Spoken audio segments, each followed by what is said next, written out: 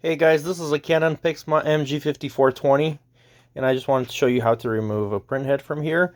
So you're just going to open the front cover when the printer is on. I already have the ink cartridges out, so go ahead and pull your ink cartridges out and then press the stop button for a few seconds, about 3 to 5 seconds until this starts moving. That was about 5 seconds right there. And then it goes to the right and it stops in this position right here. This position gives you the opportunity to just pull on this latch right here. So you're going to pull it forward, towards you. And now the print head is in the position where you can just pull it out. I usually use like 2 fingers to grab on that partition right there, and I'm just gonna pull forward and it just slides out just like that. Very simple.